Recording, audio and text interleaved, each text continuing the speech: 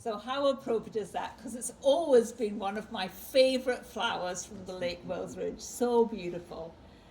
The other thing I would say is, and I say this with a fully humble personality, I have only been able to achieve what I've achieved because of Archbold Biological Station. I was so lucky to be employed there, and I have so enjoyed the years here. How fortunate I was to have that job, and if I've achieved anything, it's because of the sheer sort of confluence of incidents that brought me to this area, brought me to the Lake Wales Ridge, brought me to Archbold. So I want to give a big shout out to Archbold, because it's because of Archbold that I've achieved this success. So I want to bear that in mind. I thought today, we live in rather tumultuous times, and all of us are very uncertain of what the future is going to bring. And I always like to think the important thing is not just to keep your list of to-dos, but to keep your list of dones, what I've done or what we have done. And I'd like to celebrate a little bit of how far we've come in terms of protecting the Lake Wales Ridge and protecting the the headwaters of the Everglades, the great region within which the Lake Wales Ridge lies. And I'll be honest, I am plagiarizing one of my earlier talks, so I'm being really honest about that. So you're getting a variant on a theme, but I'd like to talk about what were the big drivers, what enabled the extraordinary success that we've had here on the Lake Wales Ridge and in the headwaters. I often like to use the phrase, we should be appalled at what we've lost and amazed at what we've managed to save. And I'm going to focus on the amazed at what we've managed to save, because there are lessons there for the present and there are lessons for the future. What were the great factors that allowed us to have some degree of success in this area? Probably well beyond what anyone would have envisioned 30 or 40 years ago. I've been here for 30 years now, so I regard myself as having something of the long view. But the long view goes back decades. And I'd like to take us back decades and build the picture over the decades to let us realize where we are now and what we can learn from those lessons or those drivers as to how to move ahead successfully, even in tumultuous times. So, the drivers of conservation. I'm going to talk about the headwaters of the Everglades. And in order to do that, I always like to remind people, it took me a very long time to realize that the Lake Wales Ridge was really a critical part of the headwaters of the Everglades. It took me it probably took me 15 years before I really drew out the map and said, the Lake Wales Ridge is the head of the headwaters. So if you can picture yourself in Lake Okeechobee, and you can picture the 2.67 million acres of lands and waters that flow south to Lake Okeechobee, the great geological feature on the west side is the Lake Wales Ridge. Now, some of it goes to the Peace River, we recognize that, but the majority flows superficially and subsurface into the headwaters of the Everglades, into Lake Okeechobee and south. And I always remember producing this map and people were very surprised. Sort of like, I had never realized that the ridge was part of the headwaters of the Everglades. So hold that thought in mind. And while we're here, I'll just point out Archbold, the station and the ranch, the two properties you mentioned, are at the south end of the ridge and within the great grasslands of the headwaters. And then all these little red dots are everywhere that Archbold works in the headwaters. So I have the great privilege of knowing what's going on in like 50 or 60 pots boiling all over the landscape, knowing what's happening, reporting back to us, and for us to send out our knowledge and information. The green areas on that map, and it's a little bit outdated, are the conservation lands of the headwaters. And I'll make the point again, amazed at what we've managed to save across the last sort of 50 years. And really the headwaters, if we look at this map, same map as before, the 2.67 million acres, one of the areas of most extraordinary, like outstanding sort of biological serendipity. What were all the things that came together to make this such an extraordinary watershed? And I should also point out, this watershed is one of the very few watersheds in Florida that still has the same boundaries. It's the same area that flows south to Lake Okeechobee. Now, this is not to say it's not been deranged by canals and ditches. It has. But the boundaries flowing to Lake Okeechobee are the same boundaries that were there 100 years ago or 150 years ago. It's an unusual watershed in Florida. Most things are diverted off somewhere else, you know, east, west, south, north, not the headwaters. Many of the species of extraordinary importance are, as you all know very well, the features of the Lake Wales Ridge. You know, the sort of extraordinary rosemary balls, ziziphus, but also these extraordinary features of the grasslands of this area. And you can't think of the ridge independent of what's happening in the headwaters. The two are inimitably linked. What flows from the ridge flows into the headwaters. What happens in the headwaters affects the ridge. So part of that great big system. So the river systems, the lake itself, the species of the grasslands, burrowing owls, grasshopper sparrows, caracaras, they're all part of this extraordinary biological serendipity. We know how important the scrub habitats are for the ridge. We know how important Florida grasslands are, both nationally and internationally. Here they are in one wonderful confluence in one place. We should also all recognize that we are on lands of native peoples who were here for millennia before we were here. So this is the headwaters of the Everglades, and this is the land that was granted to the Seminole tribe, the Treaty of Moultrie Creek, approximately 4 million acres in the 1830s. So we are on lands that were deeply connected to Seminole and Miccosukee tribes. And of course, those treaty obligations were not met, as we all know, but we should always recognize that we lie on the lands of the native peoples of Seminole and Miccosukee tribes and those that preceded before them. This is a small group of Seminoles taken in Big Cypress Seminoles taken at Lake Okeechobee sometime in the 1890s. So, you know, appalled at what we've lost, amazed at what we've managed to save. That tension has been going on in Florida for decades. It's been going on since the first settlers arrived. You know, Harriet Beecher Stowe writing about the glories of coming to Mandarin and the boosterism of Florida, you know, come all down and visit.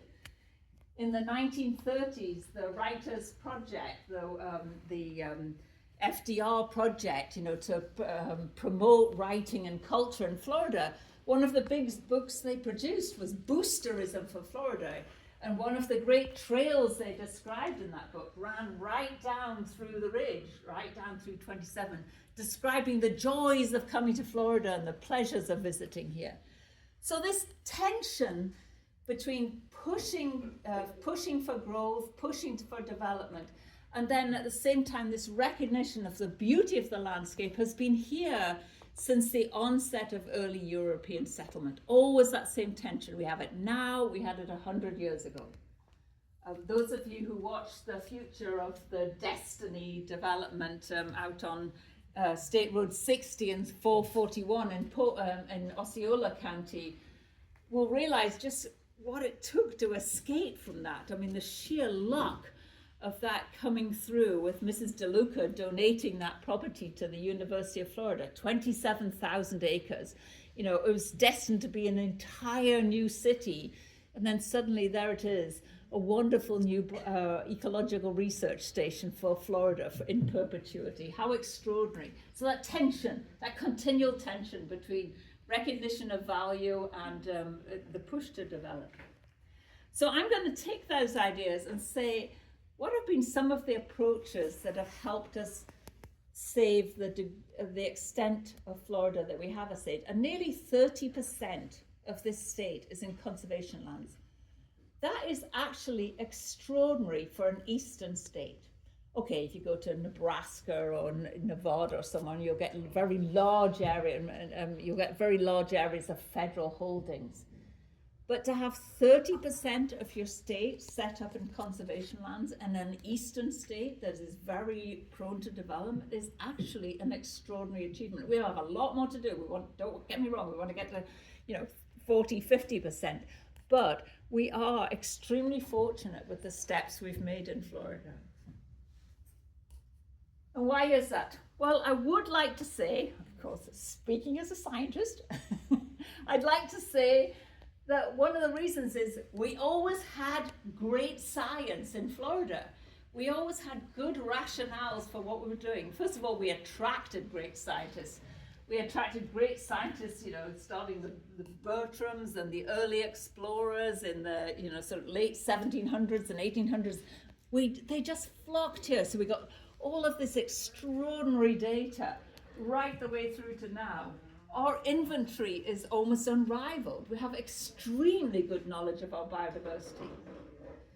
We've always been a site of huge interest for game management, and hold that thought, because game management has played a very important role in conservation in Florida. We're one of the first states that recognized the importance of fire and fire management. Smokey the Bear was wanting to suppress fires everywhere in Florida, everywhere except here in Florida, where, of course, local landowners ignored all federal memos and just kept throwing out matches on timberlands and ranchlands and burning, maintaining a tradition of fire. This state was born to burn, and we continued to burn it. How fortunate we were that we have a culture of fire in Florida that has maintained a lot of our ecosystems, in contrast to many Western states that lost their culture of fire. We were very fortunate to keep on. We have a plethora of endangered species, as you're all very well aware. There are 38 species of sort of international conservation concern along the Lake Wales Ridge. We actually have one of the best groups in the States for tracking conservation progress. The Florida Natural Areas Inventory does a superb job. They are constantly, if you want to go in Florida and say how much of this land is protected, what year was it acquired in, where is it, you can go on that map. It's just amazing. You can just fall down that rabbit hole online.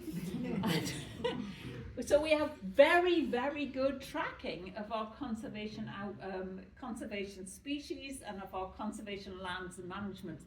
And that puts us in a very special class. So you go to Georgia, you go to Alabama, it's pretty hard to drag that same information out. We are good at tracking how well we've done.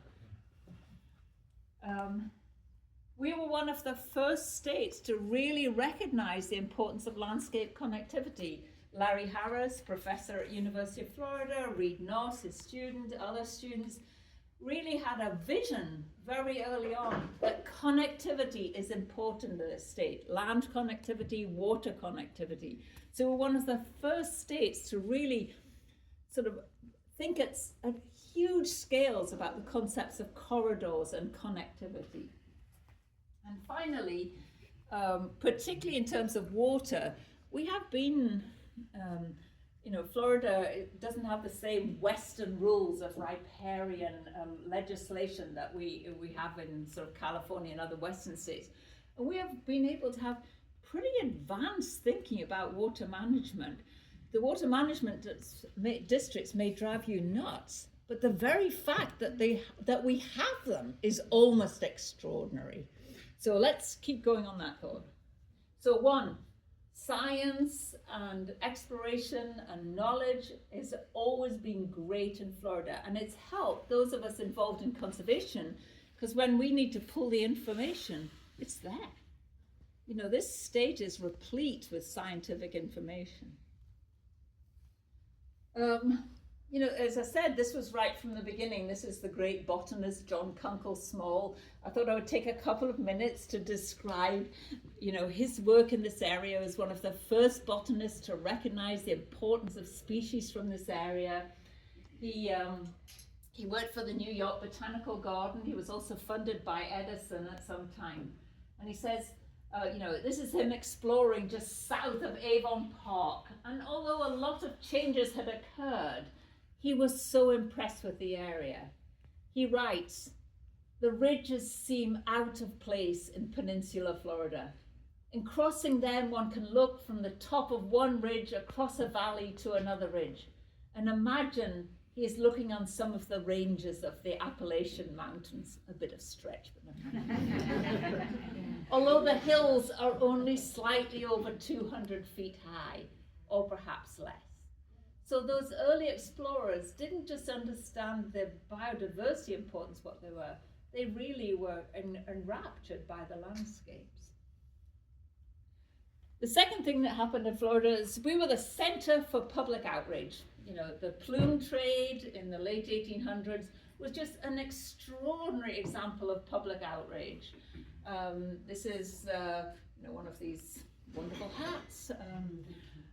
This is one of the Coruscant family with a hat with a large plume in 1870, the establishment of the Audubon Society, the murder of Guy Bradley down in the Keys in 1902, the first Audubon contracted warden to protect large sort of rookeries of wading birds. All of that started in Florida. All of that started in Florida, and that public groundswell resulted in the first establishment of what could be defined as the prototype for an early national park just outside Miami, and now led to the development of what in Florida, and you're going to watch these numbers ticking over time, 1.6 million acres in Florida are part of our national parks, preserves and seashores. So that early outrage resulted in the establishment of the national park system, resulted in the establishment of that across the country, and results in 16% of Florida's conserved lands, that's 16% of the 30%, being actually national parks or national preserves or seashores. The fourth thing I want to point out is that game management and hunting and fishing had a huge role in Florida conservation. You know, some of our first established preserves, Cecil Webb, for example, were established as a result of early sale of duck stamps, or the Pittman-Robertson Act, which is, you know, every gun purchase or ammunition purchase, a small percentage of that goes towards acquisition of land for game, for hunting or for fishing. So bearing in mind the future of where we're going is a real strong recognition of the role of sportsmen, sportswomen, in actually their deep commitment to conservation. They have a different angle or a different approach from some of you in this room, but that is a very important driver of conservation, and moving forward, it always will be. So when we're looking about how to move forward into the future, recognizing that 19%, nearly a fifth of Florida's conservation lands, stem from hunting and fishing and game management interests. Some of that in national wildlife refuges, and then a large section of it in state wildlife management areas. So really sort of impressing the fact that our stakeholders, our fellow stakeholders in conservation, include a lot of the sort of hunting, fishing, game management community. The fifth out of the 10 big driver is the recognition of timber. We don't think of timber as a huge driver of conservation in Florida, but timber, the protection of the nation's timber, was responsible for the establishment of the 4 big national forests we used to have. Now there are only 3. one of them became Eglin. So in terms of forests, we have, Apalachicola, Osceola, Ocala as the three big national forests. And a further, so about half of our forests that are conserved in Florida are national forests, and another half are state forests, all purchased to protect timber resources. Now, don't get me wrong, this is also, they have high conservation value, but the driver behind that was the need to protect timber for the country. That represents 22% of Florida's conservation lands were actually as a result of timber management or forestry management. This is a shout out to my friend and I think a colleague of many of you, Anne Malatesta, who worked on the Lake Wells Ridge State Forest and was deeply committed to conservation and management of timberlands, and we all owe much to her really visionary leadership and establishment in that area. The next one I want to talk about is money always makes a difference. So FDR, when it came through to the New Deal, he was really looking for ways to employ men, mostly men, in this country, and had this vision of the CCC, the Civilian Conservation Corps. And his vision was to mobilize a large workforce to create public access, recreational possibilities, and protect conserved lands in Florida. And he challenged every state, I will give you CCC workforces if you establish state parks in your state. Well, Florida, of course, had been completely asleep at the wheel on this front, state parks. But suddenly, with alacrity, amazing alacrity for all this money, suddenly Florida managed to create 9 state parks, 3 state forests, and 50,000 jobs within 2 years. This is what money can do for you. This is what stimulus money can do for you. One of the ones that you'll all recognize that came in was Highlands Hammock State Park in Sebring. Highlands Hammock was actually originally gifted to the state of Florida by Mrs. Roebling, the same family that gifted the land to Richard Archbold for Archbold Biological Station. So Mrs. Roebling flew over Highlands Hammock with her son Donald Roebling, was persuaded of its absolute beauty and importance, donated it to the state of Florida with the hope that it would be a state park. And it was one of those state parks that got rapidly promoted to get the CCC, or the Civilian Conservation Corps funding.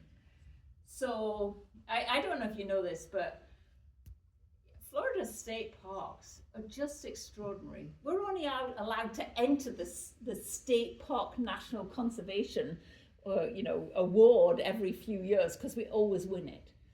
So we have one of the most amazing collections of state parks. We are so lucky with our state parks, and they represent 11% of conserved lands in Florida. I mean, just an amazing gift to all of us. World War II was one of the huge drivers of conservation in Florida. It's a surprising statement to make, but it really was, because we needed open, flat land with good weather for training both our Navy airplanes and Army and early air systems. So we had 27 Army airfields in Florida. How many of you have wondered why Orlando Airport's called MCO? What's the heck's that? MCO. Well, that stands for McCoy Field. McCoy Field was one of those Army airfields. Many of them were given back to the state of Florida after World War II, but fortunately, not all of them. And they have become some of our most important conservation lands. The naval stations like Pensacola Naval Station, some of the most important conservation lands in Florida stem from those World War II massive initiatives to have enough land established in the state. So for us, Avon Park Air Force Range, and then further north, of course, Eglin, Camp Blanding, and Camp Johnson, which was given back to locals. Now, Avon Park was 300,000 acres. It was cut back to 106,000 after World War II. But what an extraordinary conservation gift to this region. I mean, yes, it's really important to meet the military mission of this country, but remember who your stakeholder partners are. DOD, 7% of the conservation lands in this state are defense or defense related. So they're some of the most important conservation lands in the state. And again, those are our stakeholders. I mentioned earlier on that, there's this, we all take the water management districts for, we just take them for granted. We get our tax bill and you think, what are these taxes for? The South Florida, the Swift Mud or Soft Mud, what are they for? No other state has water management districts, okay? Not like ours. Not fiefdoms of their own, which they are in a good way. You may not always agree with them, but I mean, to have entities of such power, and they are very powerful, working on conserving our water resources, whether you agree with all of their decisions or not, in other states, there is nothing like this. We alone, because of this 1972 Water Resources Act, have these very powerful agencies focused on water. And water has produced huge amounts of land for conservation in Florida. 18% of Florida's conservation lands are tied to the water management districts. I mean, that's, when you actually just go down that accounting list, that's a lot of land. So, I mean, this is 1919. This is the Kissimmee River pre-drainage. This photo was actually taken by that same botanist, John Kunkel Small. Yes, terrible things happened to the Kissimmee River, largely before the water management district. But their restoration of that project has been unbelievable. It's the largest river water project, restoration project in the world. And it's right here in our back door in the headwaters of the Everglades. So we can be appalled at what we've lost and amazed at what we've managed to save. People are often surprised when I say philanthropy has played a very important role in Florida, but it has.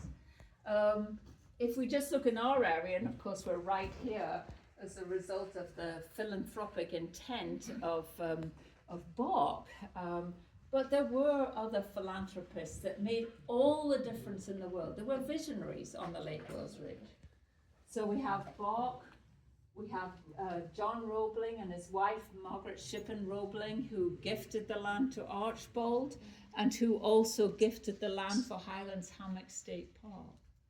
And then we have Richard Archbold himself, founder of Archbold Biological Station, and his sister, who succeeded him as chair of the board. He served for 37 years, she served for 37 years. Extraordinary philanthropy. I mean, a gift of his entire share of that family fortune was dedicated to establishing Archbold Biological Station. So these visionaries really helped set the stage for bringing great wealth into conservation, and that's true in other places in Florida as well, whether it's the Deering Estate or many of the other states. The infusion of wealth into conservation in this state has been extraordinary. And there is a sort of next generation version of this. Working lands in Florida, and by working lands I mean farms, ranches and timberlands, they have always been a backbone of conservation. Species have always been out there, water has always flown through them, they've always been contributing to conservation. When I first came to Archbold, I would say there was a somewhat tense relationship between the agricultural industry and the conservation community. That relationship has really largely, I would say, come to huge agreement that we have a lot in common. Conservation of working lands meets conservation for species needs and for ecosystem needs. So the big switch in the last 20 to 30 years is looking at how can we retain working lands, timberlands, farmlands, ranchlands, as that matrix between our existing state lands, conserved lands, non-profit lands, conservation lands.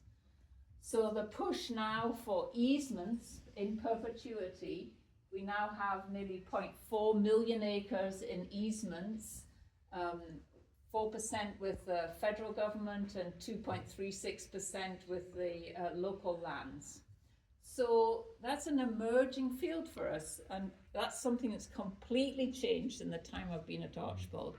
When I first arrived at Archbold, it wouldn't have even been a subject of conservation discussion to have an easement discussion with a private landowner. Enormous shift and a potential for achieving sort of next generation of conservation. And then last, and this is point number 10, and I'll finish now. I said early on that we were some of the first scientists, the Florida scientists were some of the first scientists to really push for the idea of connectivity and corridors. And that culminated in the extraordinary, almost unbelievable, passage of the Florida Wildlife Corridor Act in 1921. That act passed unanimously, I want to say that, unanimously through the Florida legislature. Unheard of. And it's a geography. It's not a legal protection for this land, but it's a geography of vision, a geography that if we could protect 18 million acres of Florida, 18 million acres, we would provide connectivity for wildlife, for water, for other ecosystem processes. The extraordinary thing is all those other things, 1, 2, 3, 4, 5, 6, 7, 8, 9 that I talked about already got us to 10 million of that 18 million acres. That's a really good down payment on a corridor system. So the vision of the Florida Wildlife Corridor is this vision of 18 million acres across Florida. The dark green are already conserved in some way, and the light green are what are described as opportunity areas. And I'll take personal credit for that term because I was so worried about them, people being, really upset about seeing their land on a map. But if they became an opportunity, it wasn't quite so bad. So we had a lot of a fight about what to call the light green areas. And we decided to call them the opportunity areas, where there would be millions of opportunities to do useful things. Of those opportunity light green areas, 40% are working ranches and 48% are working timberland. So you can see where the majority of those lands are. And since that act's been passed, 264,000 acres, 250,000 acres have been protected in Florida. Not enough, but still quite a 250,000. $1.6 billion have been allocated for conservation lands, some through Florida Forever, some to the Rural and Family Lands Program. And now we have additional $100 million coming in annually from what's called the Seminole Gaming Contract. So here we are in Florida, going into the legislative session, still strong commitment to purchasing land or easements in Florida, still some possibilities of moving forward, even under tumultuous times. So I'm going to sort of sum up with the last slide, and all I've done is put up a whole bunch of logos. And I'm sorry if I missed your favorite logo, although I did make sure you were here. Yes. For conservation organizations, science and conservation organizations like Archbold or Green Horizons or TNC or Audubon, we should be well advised to look at those other 9 factors that helped us get where we are, because those are the same factors that are going to move us forward.